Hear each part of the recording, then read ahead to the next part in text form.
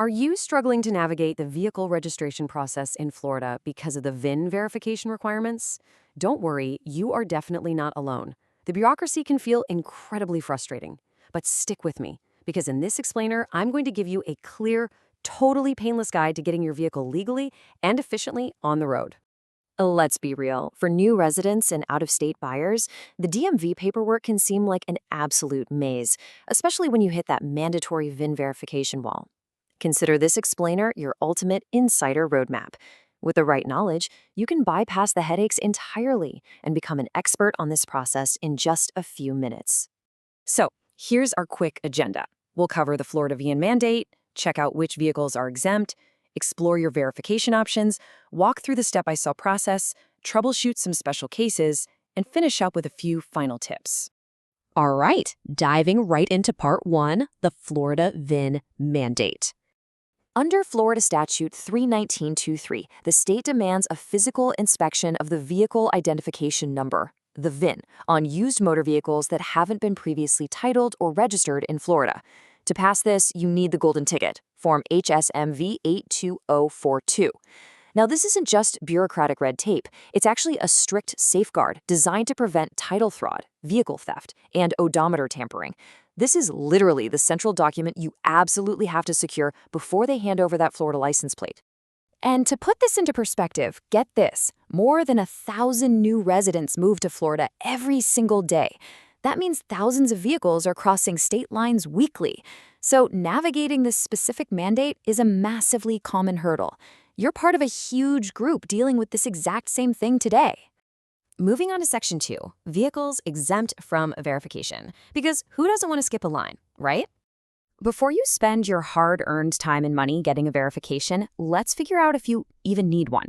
Standard, used out-of-state cars, trucks, motorcycles, and heavy trailers over 2,000 pounds, yeah, those definitely require it. But there are some major exemptions. Brand new vehicles that have never been titled anywhere, where you hold the manufacturer's certificate of origin, completely bypass this. Mobile homes, RVs, travel trailers, and light trailers under 2,000 pounds are also totally exempt from this physical inspection.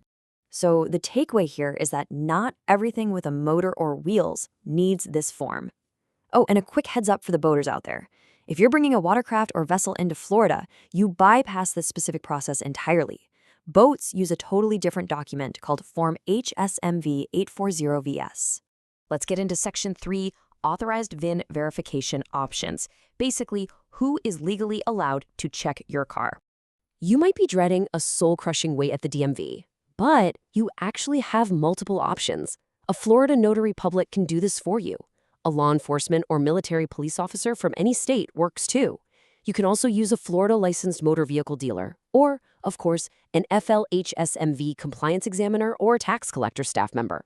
You really have the power to choose based on your schedule and your budget. Going to the tax collector office just costs standard state fees, but honestly, it's low convenience, especially since their outdoor inspections can be weather dependent. An in-office private notary is a nice middle ground for a flat fee around $25.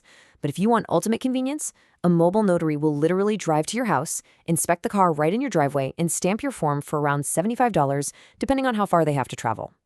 All right, Section 4, the step-by-step verification process. Here is your chronological game plan. Step 1, download Form 8242 directly from the FLH-SMV website. Step 2, gather up your paperwork. That's your out-of-state title, your valid photo ID, and your Florida vehicle insurance. Step 3, prep your vehicle for the physical inspection. Step 4, have your chosen authorized agent execute the verification and sign the form. And finally, Step 5, submit that completed package to your local county tax collector and grab your plates. I want to pause on Step 3 for just a second because this one definitely trips people up. There are strict physical requirements for this inspection. If you hire a mobile notary, your vehicle has to be openly accessible on a public street or an open area, not buried under boxes in a dark, cramped garage.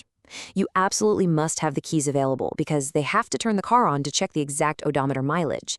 And the VIN plate needs to be clearly visible, which is usually right there on the lower dashboard or inside the driver's door jamb.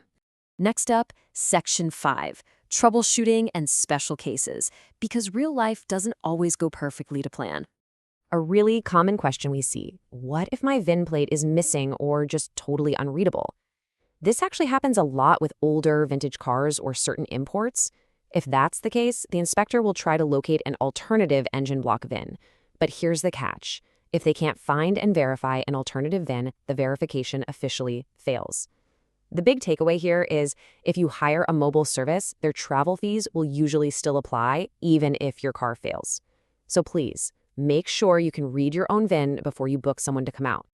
And here is another major exception. What if your car was declared a total loss by an insurance company, or it's sitting on a salvage or rebuilt title? If you've got a salvage vehicle, a standard VIN verification from a notary or police officer is legally just not going to cut it.